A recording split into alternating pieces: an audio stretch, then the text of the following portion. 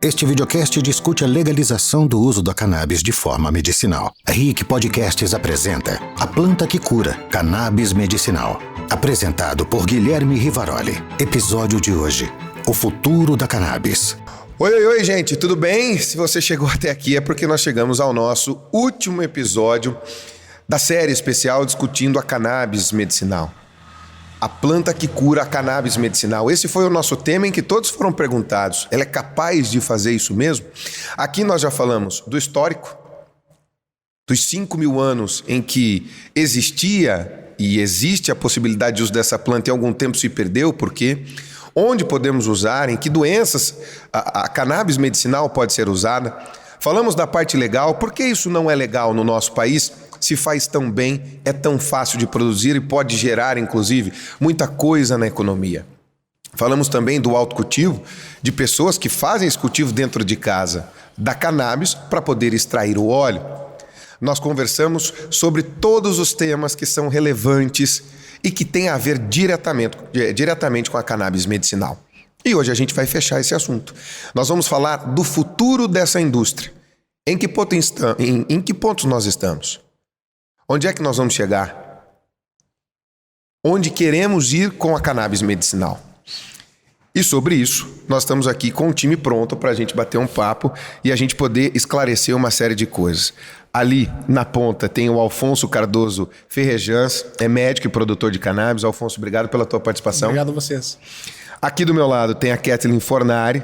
Ela tem uma empresa que quer trabalhar e trabalha com a cannabis. Tudo bom? Tudo bem. E ao meu lado, o Thiago Hermano, que é presidente da ABICAM, que é a Associação Brasileira das Indústrias de Cannabis. Thiago, obrigado.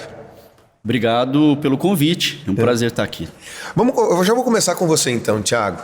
Que indústria é essa da cannabis no nosso país?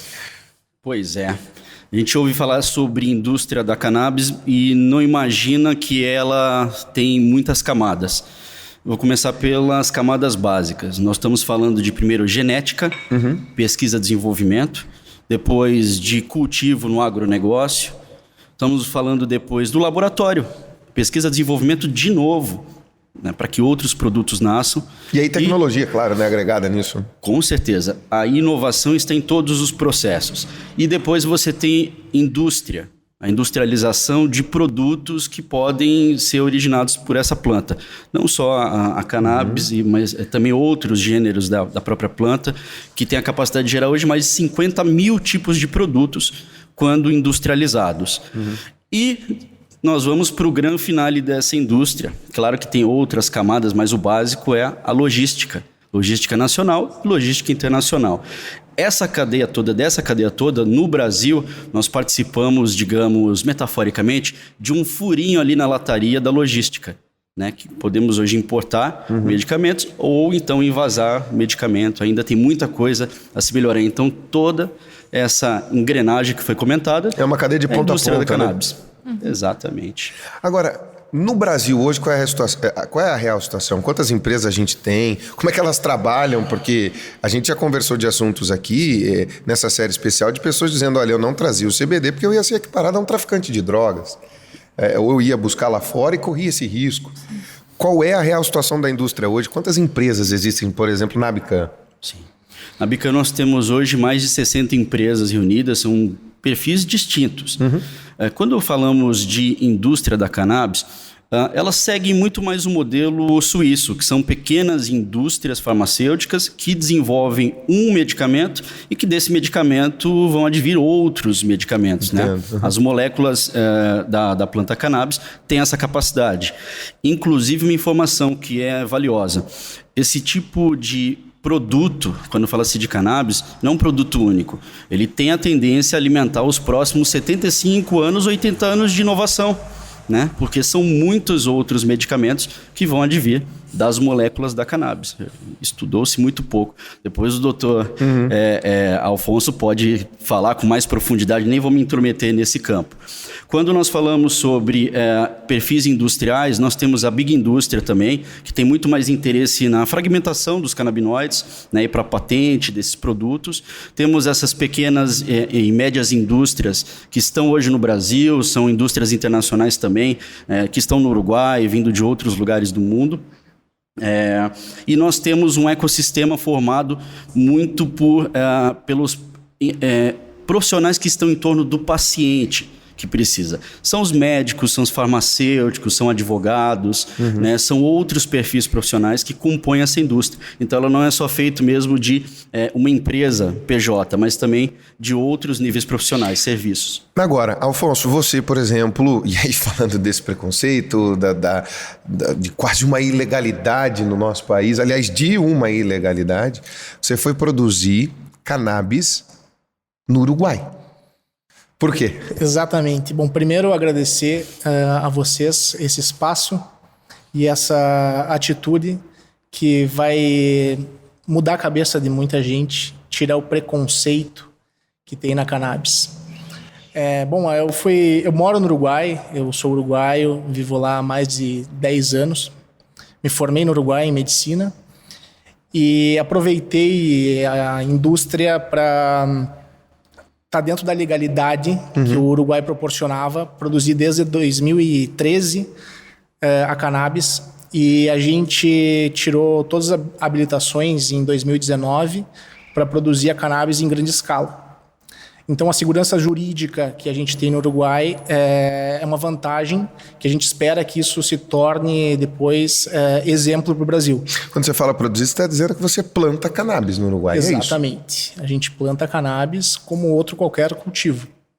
Todo controlado pelo Estado, a gente faz as declarações para quanto a gente cultiva, quantas plantas a gente tem, quais as genéticas que a gente trabalha. É um cultivo como qualquer outro, só que controlado pelo Estado. E extremamente regulado, então. Exatamente. 100% regulado. 100%. Agora, o Thiago estava falando pra gente aqui dos canabinoides. São 150 ou mais que já se tem informação da planta, da cannabis em si. Eu né? acho que são estudados. 150 são estudados, mas dentro da planta você tem uns 400 mais até. Assim, os mais conhecidos. Então, se a gente for pensar nessas combinações que o Thiago vinha falando, doutora, a possibilidade de subprodutos... São muitos. A gente ri aqui porque se a gente for fazer uma conta direta, ela é exponencial. Exatamente. E os benefícios também são exponenciais. A gente tem muitos canabinoides com efeitos terapêuticos, como anti-inflamatório, funcionam muito bem na epilepsia, dores crônicas. Bom, é uma gama de canabinoides enorme. Você, como médico, você receita o canabidiol? Eu tive uma experiência pouca na parte de receita, e eu fui mais pro lado produtivo. Conhecer desde o princípio, da planta mesmo, como é que se faz, não na área médica mesmo. Agora, Kathleen, você tem uma empresa que quer e que trabalha com cannabis, com essas combinações de canabinoides que acabamos de falar aqui. O que é que você pretende com isso? Em que pé está hoje? O que é que você tem feito com a cannabis? Essa empresa, ela nasce de uma necessidade que eu via quando eu estava trabalhando no mercado com essa empresa californiana, de você conseguir levar a informação para o paciente, para a família dele, acesso à informação também para o médico, que ele tem essa curiosidade, que muitas vezes o médico também não sabe como prescrever, quais são as patologias que ele pode estar utilizando o canabidiol, e não ser também só um produto de uso de usar em última instância, trazer ele para o início do tratamento. Você não tem tanto efeito colateral. Quase zero, né? Quase zero. Ontem eu também eu escutei um pouquinho aqui dos podcasts. Acompanhei as gravações. E uma das coisas que foi falada ontem, que eles estão fazendo pesquisa com, sei lá, dezenas de milhares de pessoas sobre os efeitos do cannabis, né? E não tem nenhum efeito colateral. Ninguém relatou, por enquanto, né? Ainda não terminou, mas eles não foi relatado. Então, é você também desmistificar, tirar esse medo, o preconceito. isso que a gente está fazendo aqui hoje, de estar falando sobre isso de uma maneira informativa e leve, não burocrática, para esse paciente também, é muito importante. Então, a Ana, sim, ela tem essa vontade, esse propósito de aproximação com o paciente, aproximação com o médico e financeiramente.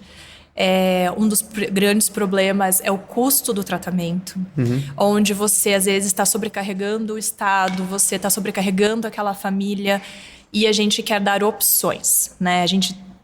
Eu tô à frente disso para conseguir dar opção para o médico e para o paciente, eles poderem escolher dentro das condições financeiras do paciente qual fitoterápico ou até qual fármaco ele vai querer utilizar, né? Então, é essa aproximação e essa questão, assim, de você poder estar utilizando em mais patologias, médicos conhecendo mais do produto, do CBD, do CBG, Delta 8, de várias possibilidades que você THC, tem. das possibilidades do THC. Que se tem, né? Ele é muito importante. Ele é muito importante também. Então, é fazer essa aproximação e ter essa opção, essa variedade grande de produtos. Aqui a gente vai vendo, vai buscando, vai trazendo informação, vai analisando. Hoje, se nós formos pensar na cannabis, até mesmo a indústria cosmética olha para a cannabis. Sim, com certeza. Isso já não é mais uma tendência, isso já se torna uma realidade, é isso? Você tem, por exemplo, também a gente está trazendo alguns produtos que ele não tem necessariamente o CBD, o canabidiol, mas ele estimula o sistema endocannabinoide. Você tem produtos que você usa dentro da medicina esportiva para inflamação, você tem aquelas fitas fisioterapêuticas que elas têm CBD. Então, você consegue colocar... E ela trata, porque é um poderoso anti-inflamatório. Né? Não, foi retirado. Foi retirado na última Olimpíada agora, foi retirado de ser doping. O CBD, né? Então, o CBD em si. Então, vamos pensar, gente, se você retira... e normalmente a indústria farmacêutica ou a legalização dos países segue muito o que o COI fala do que é ou não, ou algo que pode entorpecer, ou que pode contaminar um atleta, enfim, que pode levar a um doping. Isso já é uma evolução. Sem dúvida. E essa é uma conclusão que a gente pode chegar, que é uma evolução bastante grande, certo, doutor? Sem dúvida. Eu gostaria de falar um pouquinho nessa parte, antes da parte do doping, da descriminalização, que o que leva os tratamentos de cannabis não é só em um paciente, é em torno da família, da sociedade. A gente tem algumas pessoas que... com crise de epilepsia, pacientes com 20 crises diárias. Aqui nós chegamos a um caso de uma mãe relatando 80 casos. Nossa, imagina. Diários. Você tem degradação, né, do cérebro, né? Você imagina o que é a vida desse paciente e a vida dos familiares desse paciente. Então, é um entorno que a cannabis pode ajudar muito maior. É uma transformação social, né? Sem dúvida, sem dúvida. A gente essa semana mesmo estava conversando com algumas pessoas que o médico prescreveu, ela quer tratar o filho dela com o CBD e o filho dela tá bem, melhorou e tal, mas ele ia passar férias com o tio. E o tio, enfim, não estava sabendo do tratamento e ela foi pedir pro médico dela como que ela explicava pro tio dela que ele estava tomando o canabidiol. Porque ela está muito relacionada, né, à maconha. Até as empresas, às vezes, elas tentam se distanciar, o que eu acho que é prejudicial para a causa dela própria. Nós não somos empresas de cannabis. Somos empresa que trabalha com o canabidiol. Então, a gente não quer se relacionar com a cannabis. Eu quero só trabalhar com canabidiol. Mas é tudo... É uma coisa só. É uma coisa só. É uma coisa só. É uma planta. É da planta. E talvez a explicação, e aí vocês podem me ajudar nisso, principalmente você aqui, Thiago. Talvez a explicação que a gente possa dar para as pessoas é como os opioides. A papoula se extrai o ópio. Do ópio se faz remédio. Só que ela também pode virar o ópio droga. Sim. Então, pensar nesse uso diferente, talvez essa comparação possa ser hoje um caminho, né? E eu queria perguntar isso para você. A indústria da cannabis no Brasil, ela se sente marginalizada? Você, às vezes, olha para a associação, para a integrante da associação e fala... As pessoas nos olham como pessoas marginalizadas mesmo, e estou falando no sentido de ilegalidade. Isso chega a permear o pensamento de vocês? Se eu contar que acontece hoje já o contrário, é possível. É possível? É possível. Então, evoluímos. Profissionais, executivos empresários, que nem a Kathleen, que nem o Dr. Alfonso, que além de ser médico, é também... Produtor, né? Produtor de cannabis no Uruguai. Ajudam a quebrar esse estigma, trazendo esse tipo de percepção, inclusive tendo esse espaço para falar. No ambiente empresarial é um pouco diferente, já há olhares. Nós estamos há pelo menos 3 anos dialogando com os poderes no Brasil, dialogando com o meio empresarial e com o meio social, para que nós busquemos uma união e falemos da cannabis, porque esse é o nome dessa planta, é cannabis. Né? Tem a cannabis sativa L, que é conhecida como cânhamo, e nós temos como defesa levar a economia. Quando nós abordamos, geralmente, governadores, senadores, deputados, vereadores, prefeitos, nós falamos de uma economia de 30 bilhões de dólares que deixam de entrar na nossa economia, falando que metade é cannabis medicinal e metade do cânhamo industrial. E em 5 minutos eles começam a perceber que tem alguma coisa errada. Como assim? Eu não sabia. A gente diz, esses 30 bilhões de dólares é o preço do seu preconceito. E eles começam a refletir. Não, mas eu não sabia dessa informação. Por isso que nós estamos aqui para trazer, pela primeira vez em 83 anos de proibição, né, 1938, que o presidente Getúlio Vargas colocou a planta na ilegalidade. Como droga, né? Droga ilícita. Inclusive foi uma troca com os Estados Unidos, né? Oswaldo Aranha, o nosso eterno embaixador, teve também muito dessa posição de tirar a mão dali de perto dos alemães e trazer para próximos americanos, e essa foi uma moeda de troca. Fazia sentido lá, né? Hoje já não faz mais sentido proibir uma planta e que já é possível se retirar o THC ou reduzir o THC, como é o caso do cânhamo. Né? Então, que é muito ínfimo, né? Não tinha genética. Não tinha genética. Hoje tem. Quando eles acabam ouvindo isso, em 5 minutos, começam a mudar de postura, começam a querer saber mais, querem receber material técnico. Então, fazendo uma matemática fria, aqueles números frios, a cada 10 contatos, 8 dizem ok, que querem conversar sobre o assunto. Um diz, espera mudar, né? Que sempre tem a questão de mudança. E um diz, não quero saber, prefiro a ignorância, porque senão eu vou ter que mudar de ideia. Porque já sabem que é uma realidade, já é ciência. Falando do cânhamo em si, vamos pensar no cânhamo, né? Nós tivemos a Carta da Independência dos Estados Unidos assinada em cânhamo. A gente já teve a cannabis medicinal encontrada em múmias de 5, 6 mil anos atrás, imperadores chineses que faziam isso. As velas do Cabral, quando vieram para o Brasil, eram de cânhamo.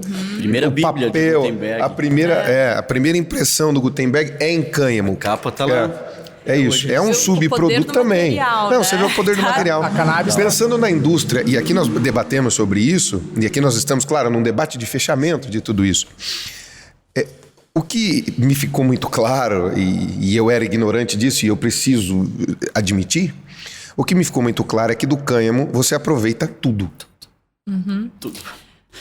Tudo. E ecologicamente é muito melhor do que vários outros cultivos, como o algodão também, né? O algodão você só aproveita o que sai da flor, né? Do algodão.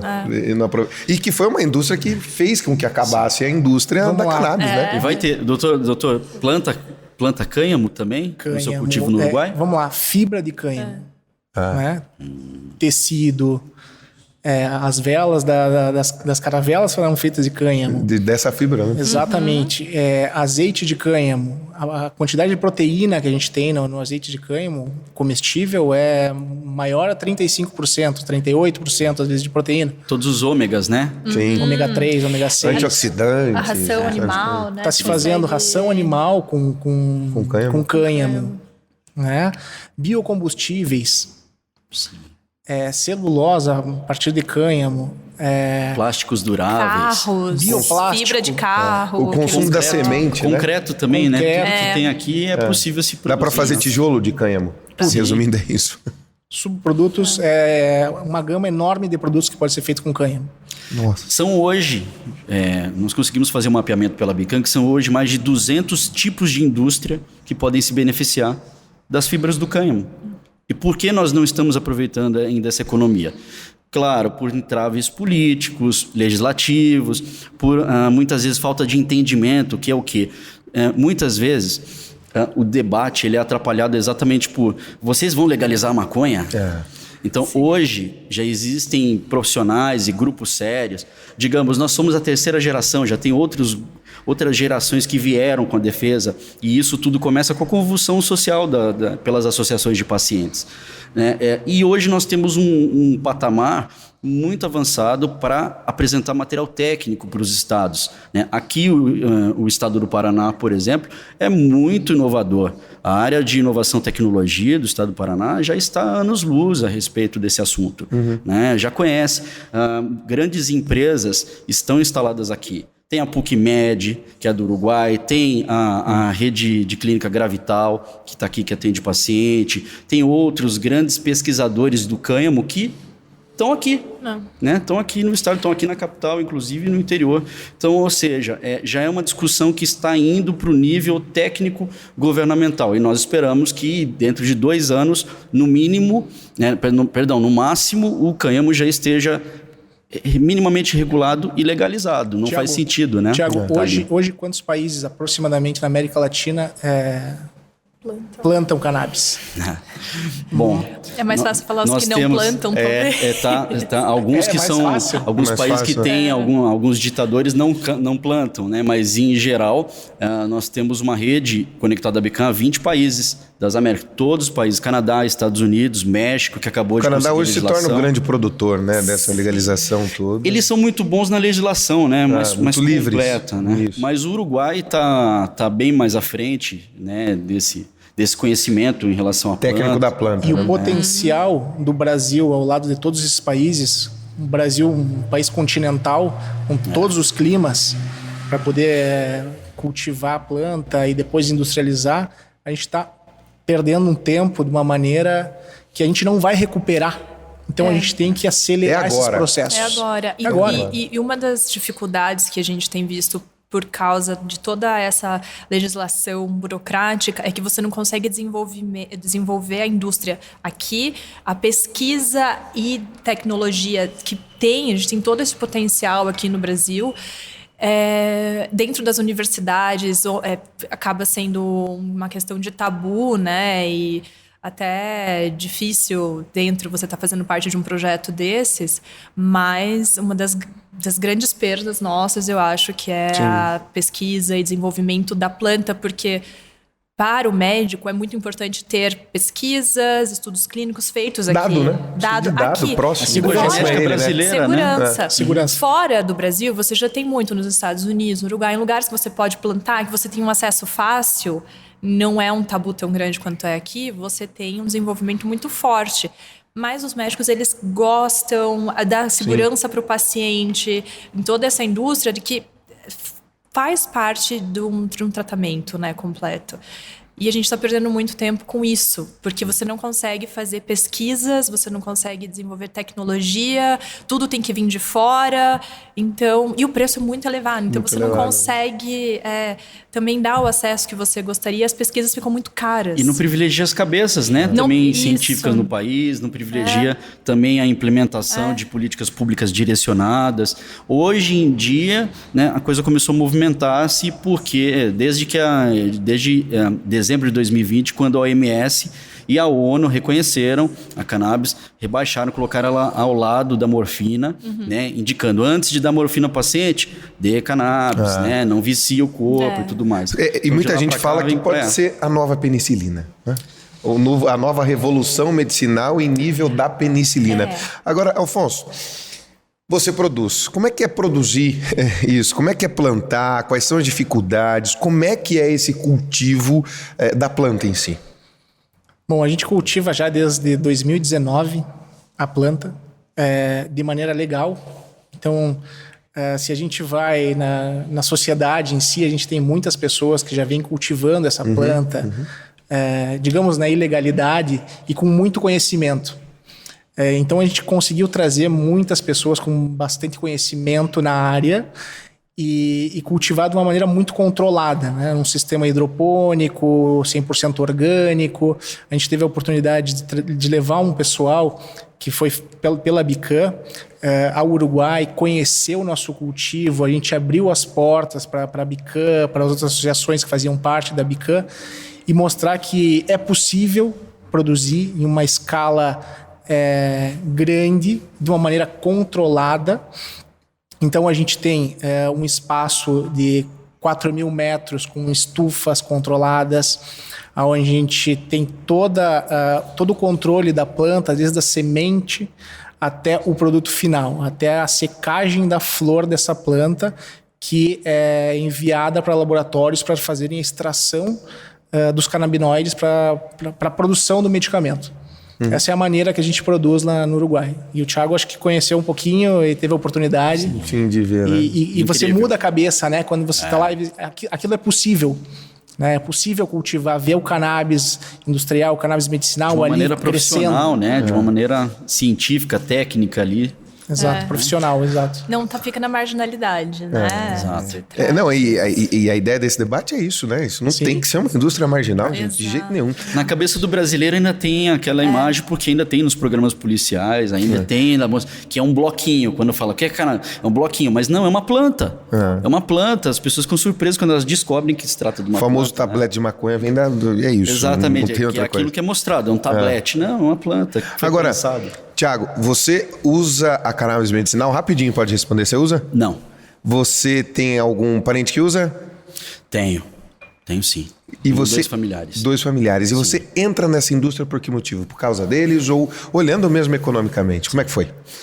Eu junto todas as energias. Amarro tudo, né? Exatamente. Bom, eu conheço a planta há mais de 20 anos.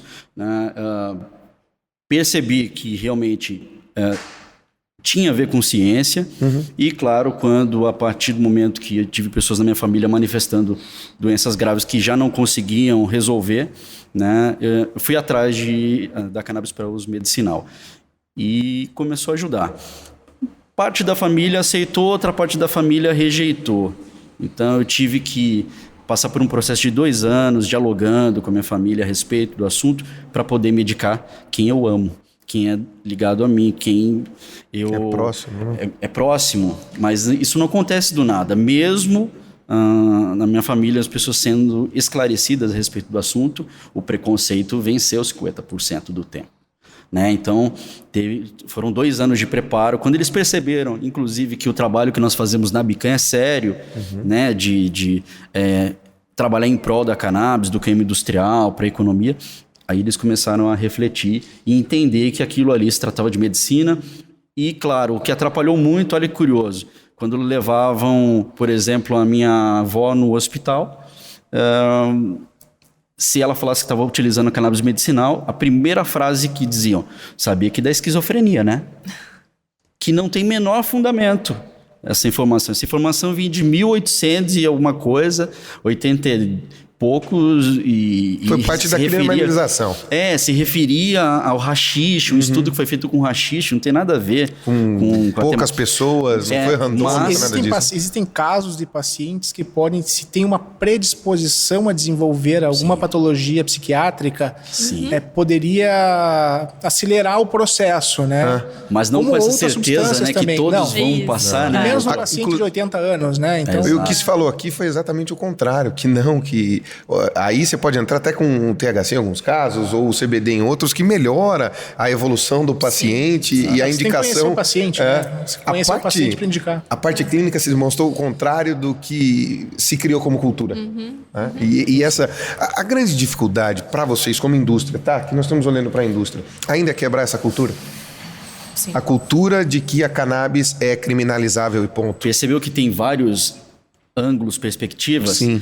Para quem está lidando com uma empresa, como no caso da Kathleen, que tem a Ana, sim, porque é um diálogo, né, Ana? Com o paciente, tem em outras pontas. Até antes, assim, na chegada, quando você chegava para apresentar o produto para o médico, ele falava, mas você quer me vender maconha? Não necessariamente. Você tem que dar uns passos atrás, assim, né? Porque se você quiser falar de maconha, você vai estar trazendo muita carga, muita história. E às vezes as pessoas não entendem, né, que o canabidiol, então, ele tem todo esse poder. Isso até nos meios médicos, Kathleen, desculpa te interromper. Isso até nos meios médicos. Nós estamos falando de pessoas que passam 6 anos estudando, em alguns casos 10 ou mais, e passam a vida inteira estudando. E você encontra isso também. Sim, mas você não aprende isso na faculdade, esse é o problema. Esse é o grande lance. Mas isso é uma outra questão. A gente não escuta falar de canabinoides, a gente não escuta falar de endocannabinoides na faculdade. O do sistema endocannabinoide. Ajudando a chegar nas Jamais. primeiras faculdades e universidades. Está chegando agora. Aqui, O doutor a Mário primeira- Greco falou exatamente isso aqui. Isso. Ele falou, A gente, gente não tem essa informação. desde 1980 a gente sabe que tem esse sistema, mas as faculdades não falam. Não. O Sistema primeiro... completo e vital, né? Vital. Sim. Exato, porque você tem o teu sistema endocannabinoide tem todo o teu corpo inteiro. E ele regula tudo, assim, né? Todas as partes. Mas acho que a primeira faculdade que introduziu um curso de sistema endocannabinoide foi a Unifesp, ano passado. Porque ela já estava dando cursos gratuitos, acho que de uma duração de 3 meses, a cada 2 vezes na semana, com os professores deles, porque eles estavam vendo. Aí você tinha pacientes, você tinha pessoas interessadas, médicos, e quem estava ministrando essas aulas eram médicos. Pesquisadores, Terapeutas, pesquisadores, diversidade, né? psiquiatras, terapeutas. Então, são pessoas que já estavam trabalhando, que já tinham... Porque que a gente estava falando, a dificuldade de pesquisa, só que você consegue trazer os casos clínicos. E muito mais do que pesquisa, para a pessoa que está usando os casos clínicos, que ela vê a evolução constante... Para ela já é suficiente, né? Porque você consegue controlar com os exames, você diminui a utilização de outros medicamentos quando você introduz o CBD. Então, tem que ter essa conversa. Só que essa conversa você consegue ter depois que a pessoa... A abordagem dela não é tão simples assim. A abordagem dela não é tão Exato. simples. Não. Antes de responder, desculpa. Não, fica à te interromper, vontade, mas claro. como você tinha feito a pergunta, a realidade, né, é muito diferente de quem está trabalhando com o paciente, quem trabalha com o médico, que sofre mais diretamente isso. Antes de responder, quem trabalha com cultivo e medicina é complexo? Você tinha comentado uma vez comigo que são níveis distintos, né? As duas pontas diferentes. É raro ter um médico que também tem o cultivo, né? Eu acho que não tem outro. eu não conheço exclusivo. outro. E agora aqui, Com tanta Alfonso, experiência, pelo menos. eu né? queria emendar tenho com você. Você sofreu preconceito até da classe médica? Ô, Afonso, você está aí produzindo, e aí você é médico, como é que é esse Bom, negócio? aqui no Brasil, sim. Nossa. Aqui no Brasil, sim. Muita curiosidade também, né? Muita gente quer saber. Ainda é muito novo É para muito muita novo. gente. É muito novo. E alguns médicos, o que eu sinto no Brasil é que eles têm medo de aprender da cannabis. Essa novidade para eles gera um certo medo. Distanciamento até mesmo, né? É um medo por falta de conhecimento. O que falta é informação para os médicos. Ter informação para ter mais segurança de poder fazer a indicação para o paciente. Sinto que é mais por esse lado. Agora, gente, eu quero perguntar para vocês de futuro, que é o tema desse nosso último episódio.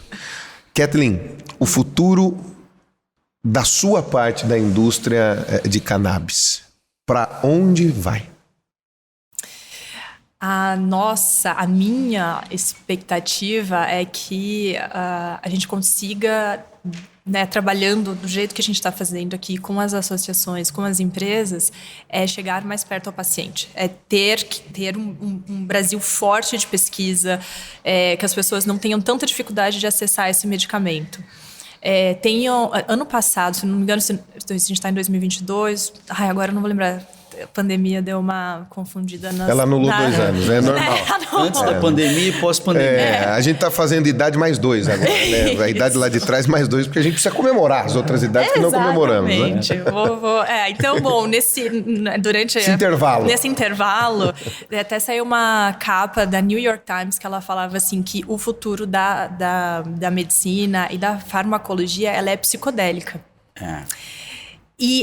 Só que quando você fala de psicodelia, daí você não está só falando mais da maconha, você está falando de várias outras, da psilocibina, do DMT. A gama é muito vasta aí, né? É muito vasta. Só que o THC é um psicodélico e ele tem a sua propriedade terapêutica incrível. Então, eu vejo e eu acredito que o futuro da Ana, como de várias outras empresas, ela é também reconectar. Uma das coisas da pandemia também que foi muito falado era que o distanciamento do ser humano com a natureza. Uhum. Né? E você, dentro dessa gama de você voltar a usar os conhecimentos ancestrais, naturais, com poucos efeitos colaterais, é aí que eu vejo que está o futuro desse mercado, assim, sabe? Para os pacientes, para os médicos. É um tratamento muito mais holístico, que ele não vai estar tratando... Tá tratando um efeito, mas está dando outros efeitos colaterais, onde você precisa usar outros medicamentos. O canabidiol, ele atua no teu sistema como se um afinador de piano está afinando o piano ali. Eu li uma vez isso no livro e eu achei muito lindo, assim, porque você tem que ajustar tecla por tecla, né? E é todo um processo ali. Ele não vai começar a atuar no teu sistema hoje ou amanhã, a partir do momento que você vai tomar. Você precisa... O seu corpo, às vezes ele está desequilibrado, então ele vai começar a equilibrar e você não vai ter uma melhora só em uma parte do teu corpo que você está sentindo. É uma coisa... Isso. Então, é por aí. Alfonso, você falou uma frase muito interessante no nosso bate-papo aqui antes. Você falou, é uma indústria nova, de 5 mil anos. Mais ou menos isso. Se reconecta com o passado. Para onde vai o cultivo? Que é a parte que hoje você é especialista no assunto.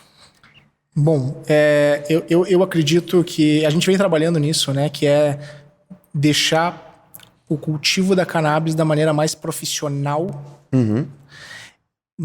mais adaptado à indústria farmacêutica, porque a gente está falando de um produto para consumo humano de pacientes, e a gente precisa dar essa segurança para o paciente e para o médico que vai receitar esse produto derivado de um cannabis, onde a gente saiba de onde vem esse produto e como ele é cultivado. Você precisa dar essa certeza, né, para todo mundo. Essa certeza e esse profissionalismo do cultivo, né, de uma maneira mais medicinal, para a gente ter uma cannabis terapêutica de uma qualidade onde a gente vai dar essa segurança para o paciente. Acho que é por aí que eu vejo o caminho da cannabis medicinal.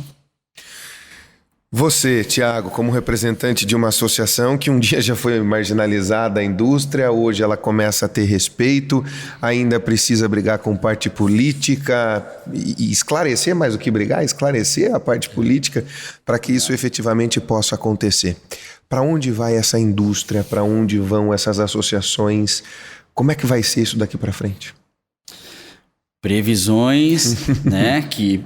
Como dizem, são previsões. Pode dar errado, mas não. Mas nós não são certidões ainda, né? É como previsão do tempo. A gente pode dar errado, mas a nossa visão é otimista.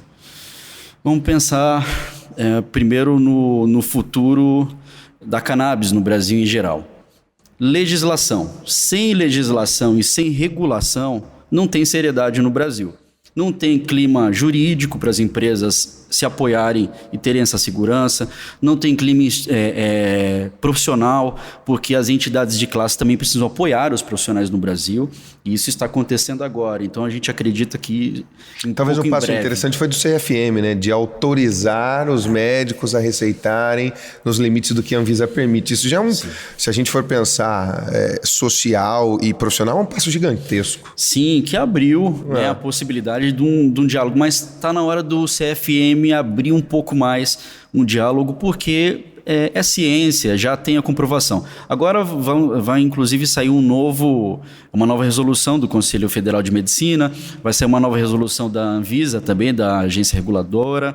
Então, tem mudanças a caminho. O que nós estamos pensando é que essa indústria é uma indústria que vai faturar de 30 a 50 bilhões até 2030, anuais para o país, vai alimentar uma cadeia produtiva do agronegócio gigantesca, apesar que a cannabis é só mais uma cultura para um país como o Brasil que produz tantas outras. O celeiro do mundo, né? Essa frase que a gente tanto ouve.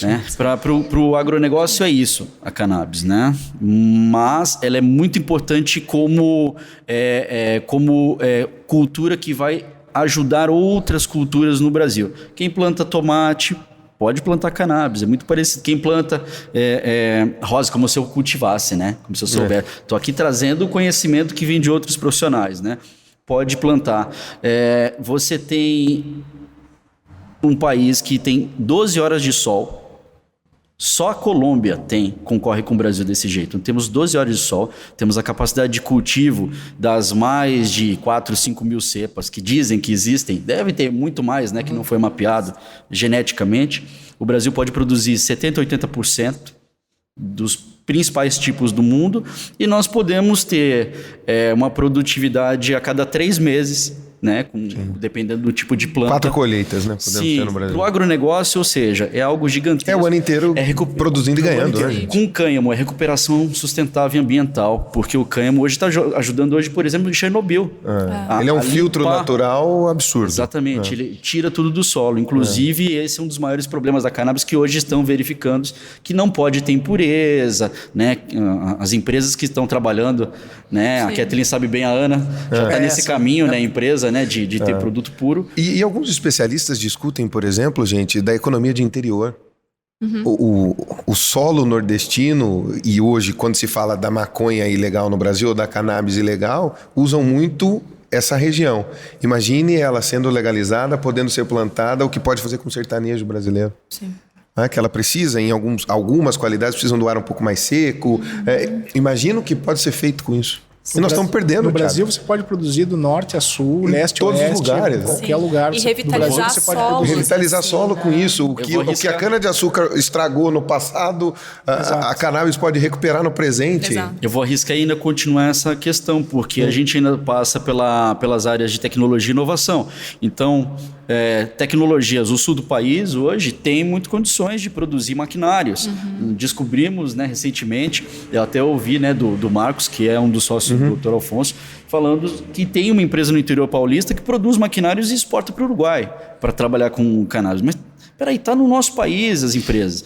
E o lado científico, que não é somente a produção científica clínica e científica de produtos. Existem outras ciências que estão ali por trás e uma economia absurda. Por fim, desse valor todo, a expectativa que nós temos é que em 2 anos a cannabis tenha um cenário muito diferente no Brasil, esteja regulada, como acabou de acontecer na Argentina semanas atrás, dias atrás, né? Poucos dias. A Colômbia já fez, o México já fez, os Estados Unidos já fizeram, já estão fazendo, né? Melhorando por o clima, estado, né? Estado a estado. Exatamente. Eles estão tentando passar uma lei federal. Sim, agora sim, para definitivamente todos poderem produzir por lá. Gente, de verdade, por fim, nós temos oportunidade de nos preparar e nós estamos nos preparando e agora está na hora. O tempo está passando, né? O tempo está passando. Esse é o trabalho que a gente vem fazendo também com a PUC-Med, né? Se preparando para fazer essa transferência de tecnologia para o Brasil quando a gente puder. Quando estiver aberto, né? Para isso. Falta todo o Brasil. Nosso conhecimento para o Brasil. Falta nos abrirmos para isso como nação. Talvez seja esse o grande X da questão hoje. Não é mais uma questão local, né? Mas o Brasil nacional. É mundial. Já está vindo uma onda. Como nós vamos aproveitar? Eu finalizei todos os episódios fazendo uma pergunta que vocês podem fazer resumidamente e a resposta ela é absolutamente livre. O tema nosso aqui é cannabis medicinal. Contrário, né? A planta que cura, a cannabis medicinal. Esse é o tema, nesses 6 episódios que nós tivemos. A planta que cura, cannabis medicinal, essa frase tem sentido para você, Kathleen? Sim, tem. E se ela não cura, ela dá uma qualidade de vida muito melhor para o paciente. Então, cura quem está em volta, né? Para quem está em volta. A qualidade de vida, é a família que fica... Você consegue sair, sabe, seja criança, seja com o idoso, as pessoas que estão necessitando. Você dá uma perspectiva melhor para aquela pessoa. Então, se não cura, ela melhora muito. Então, sim. Doutor Alfonso, é a mesma pergunta. A cannabis medicinal, terapêutica, ela cura e não tenham medo. Né? Sempre com orientação médica, mas não tenham medo. Isso é fundamental. O vício de um médico é muito forte, né? Os médicos todos que passaram aqui. Tiago, você como indústria, a pergunta é exatamente a mesma. A planta que cura a cannabis medicinal, também como um profissional da área. E aí? Vários tipos, né, de cura, se nós falarmos, né? Ambiental, regenera o planeta, dá acesso à vida e dá um poder econômico gigantesco para quem aceita essa planta e entende do que se trata. Gente, eu quero agradecer vocês três, ao Dr. Alfonso, a você, Kathleen, a você, Tiago, por estarem nesse desafio da gente fechar a nossa série sobre a planta que cura a cannabis medicinal. Muito obrigado, foi um desafio e tanto para vocês, porque foi uma bagagem de conhecimento que nós tivemos, inclusive no último episódio, absurda, tá? Então, muito obrigado, viu? Obrigado a você pelo tempo, pelo espaço. Agradecemos o espaço.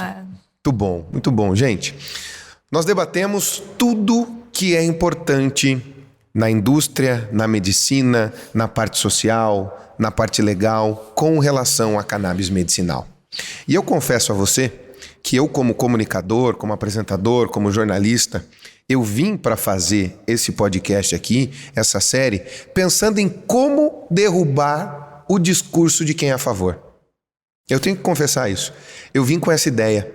Mas quando eu comecei a pesquisar, quando a gente vai atrás, quando você vai buscar informação, não há outra possibilidade senão você vestir a camisa, vestir a bandeira e sair pedindo pela liberação. E confesso para vocês três aqui, eu não consigo, como comunicador, como formação, como um formador de opinião, ver outra possibilidade hoje. A minha pergunta agora não é mais outra senão, por que estamos fazendo isso de forma tão errada? Por que estamos atrasados, sendo que a gente podia estar muito evoluído nisso? E o principal, dando chances aos pacientes, dando chances a quem precisa e para ontem. Por que estamos aqui parados? Talvez, e tenha sido esse o debate, talvez tenha sido essa a resposta.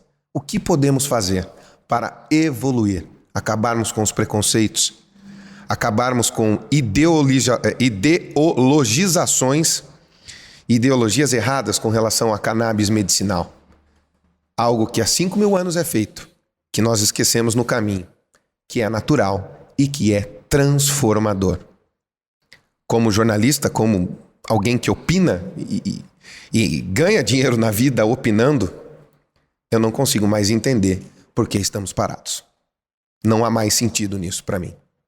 Esse foi o debate que nós propusemos para você. Você pode acompanhar esse podcast, essa série, em qualquer tocador de podcast que você preferir. Lembre-se sempre, Rick Podcasts tem aqui a nossa série, A Planta que Cura a Cannabis Medicinal. A mim já curou uma coisa, a minha ignorância. E quando a ignorância cura, não tem como você voltar atrás. A cannabis precisa ser rediscutida nesse Brasil como uma questão de nação, não só dos pacientes que precisam. Um abraço, sorte e paz. Até uma próxima oportunidade. E aí? O que é que você achou? Gostou da nossa série? Foi bacana, né? De repente você mudou de opinião ou confirmou uma opinião que você tinha. O nosso objetivo era exatamente esse: falar sobre a cannabis medicinal, sem nenhum tipo de preconceito. Chegou ao final a nossa série, A Planta que Cura a Cannabis Medicinal. Agora eu preciso te fazer um pedido. Deixa o seu like, compartilhe. Você pode também se inscrever na plataforma Rick Podcasts. Fica esse combinado então? Essa é a Rick Podcasts, mais uma empresa do Grupo Rick. A gente se encontra por aí, de repente, até numa próxima temporada. Quem sabe? Sorte e paz, tchau. Até a próxima. Valeu. Mais uma produção Rick Podcasts, uma empresa do Grupo Rick.